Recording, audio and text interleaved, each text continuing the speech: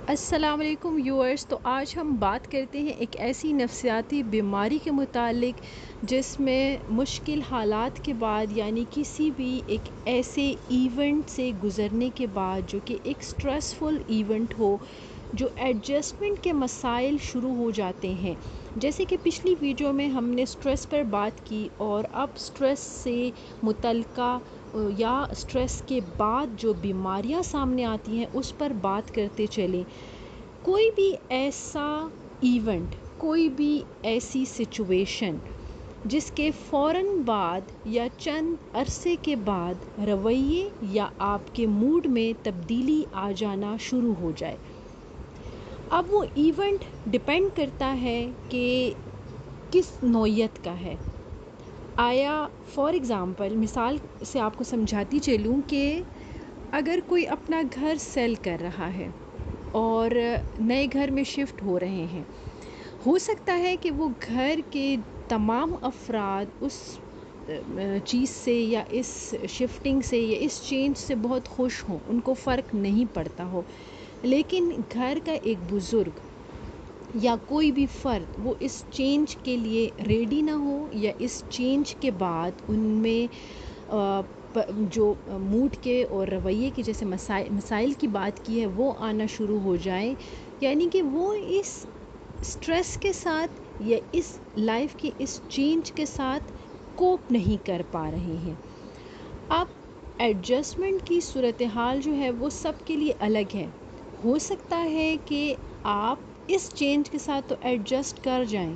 لیکن آپ کا کلیگ اگر اس کی جاب شفٹ ہو رہی ہے، یا ایک بچہ جس کا آپ اسکول شفٹ کر رہے ہیں، وہ اس چینج کے ساتھ کوپ نہیں کر پاتا اور وہ اس کے ساتھ ایڈجسٹ نہیں ہو پاتا، اور اس کے جو علامات آنا شروع ہو جاتی ہیں، تو اسے ہم کہتے ہیں کہ یہ ایڈجسٹمنٹ ڈس آرڈر کا شکار ہو رہے ہیں۔ اب ایڈجسٹمنٹ ڈس آرڈر میں ہم کچھ علامات دیکھتے ہیں، جیسے کہ مزاج کا چڑچڑاپن شروع ہو جاتا ہے، کسی کو غصہ آنا بہت لگتا ہے، غصہ آنا شروع ہو جاتا ہے، رونا آتا ہے بات بات پہ، ایسے کاموں میں دلچسپی ختم ہو جاتی ہے جو پہلے بہت انٹرسٹ لے کر کیے جاتے تھے، نیند کے مسائل شروع ہو جاتے ہیں۔ اگر کوئی بھی ایسا ایونٹ یا ایسے چینج کے گزرنے کے بعد 3 ماہ کے اندر اندر یہ علامات آنا شروع ہو جائیں اور پھر اس حد تک آپ کی ڈیلی لائف کو، روٹین لائف کو ڈسٹرب کر دیں، تو اس کا مطلب کہ آپ کو ایڈجسٹمنٹ ڈس آرڈر ہے اور آپ کو کسی کی ہیلپ یعنی کسی ماہر نفسیات کی ہیلپ کی ضرورت ہے۔ اب زیادہ تر ایڈجسٹمنٹ ڈس آرڈر وہ بچوں میں اور جو ٹین ایج ہے ان میں دیکھے جاتے ہیں، کیونکہ ان میں ابھی لائف کے فیزز کے ساتھ ایڈجسٹ کرنے کی اس طرح سے کوالٹی ڈیولپ نہیں ہوئی ہوتی، ان کا ایکسپوجر اتنا نہیں ہوا ہوتا، ان کے ایکسپیرئنس اتنا نہیں ہوتا۔ اکثر بچوں میں پیرنٹس کے ڈائیورس کے بعد اس طرح کے مسائل دیکھے گئے ہیں، بچہ ایڈجسٹ نہیں ہو پاتا اور اس کے جذباتی اور بیہیویئرل ایشوز سامنے آنا شروع ہو جاتے ہیں، یا وہ بچہ بہت علیحدہ علیحدہ رہنا شروع کر دیتا ہے، یا اس کے مزاج میں بہت ضدی پن آ جاتا ہے،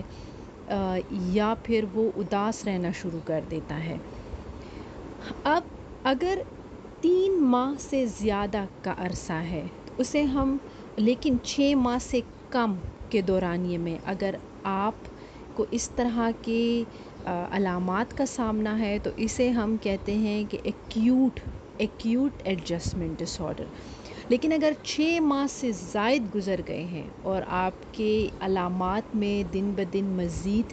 اضافہ ہو رہا ہے اور کمی نہیں آ رہی، تو اسے ہم کرونک ایڈجسٹمنٹ ڈس آرڈر کہتے ہیں۔ اب بعض اوقات اس میں موڈ مسلسل لو رہنے لگتا ہے، دل بہت خفا رہنے لگتا ہے، بوجھ رہنے لگتا ہے، ایسے مایوسی کی کنڈیشن ڈیولپ ہو جاتی ہے، تو اسے ہم کہتے ہیں کہ adjustment disorder with depressed mood, یعنی اس میں موڈ جو ہے وہ مسلسل آپ کا ڈپریسڈ رہتا ہے۔ لیکن کچھ لوگوں کو اس کے ساتھ پریشانی والی سوچیں آتی ہیں، گھبراہٹ ہوتی ہے، دل بے چین تنگ رہتا ہے، تو اسے ہم اینشیس کہتے ہیں. یعنی کہ اب ایڈجسٹمنٹ ڈس آرڈر کے ساتھ انزائٹی کے سمٹمز جو ہیں وہ مکس ہو گئے ہیں. تو ان کی اپنی یہ دو ٹائپس ہیں. پھر دیکھا جائے تو بہت ساری سچویشن جو آپ کے لیے پازیٹیو ہے، ہو سکتا ہے کہ وہ کوئی ایسا ایونٹ اگلے کے لیے نیگیٹو ہو. فار ایگزامپل، اب دو لوگ ایٹ اے ٹائم ریٹائرمنٹ کا فیز آ گیا ہے، ان کی سروس سے ریٹائرمنٹ ہو گئی ہے. اب ایک کے پاس جو پلان ہے وہ آگے کے لیے بڑا بہترین ہے اور وہ ریڈی ہے اس چینج کے لیے، یا پلان نہ ہوتے ہوئے بھی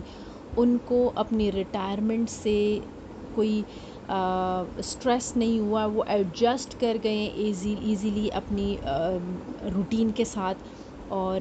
ان کی اپنی مصروفیات کے ساتھ. لیکن اگر پرسن بی یعنی کوئی فرد جو ریٹائرمنٹ کے بعد اس چیز کے ساتھ، اس اس فیز کے ساتھ ایڈجسٹ نہ کر پا رہے ہوں، اور ود ان 3 months یا 6 months آپ دیکھ لیں کہ ان میں اس طرح کے مسائل آنا شروع ہو گئے ہیں،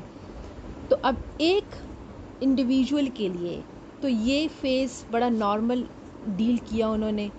کوپنگ ایبلٹیز اس میں تھیں، وہ ایڈجسٹ کر گئے ہیں. لیکن جو پرسن بی ہے وہ اب ایڈجسٹ نہیں ہو رہے ہیں. ایونٹ سیم ہے، سٹریس ایک ہی طرح کا ہے، لیکن یہاں ڈپینڈ کرتا ہے کہ آپ میں کسی بھی سٹریسفل ایونٹ کے ساتھ ڈیل کرنے کی اپنے اندر کی جو ایبلٹی ہے وہ کتنی ہے، وہ پازیٹیوٹی کتنی ہے.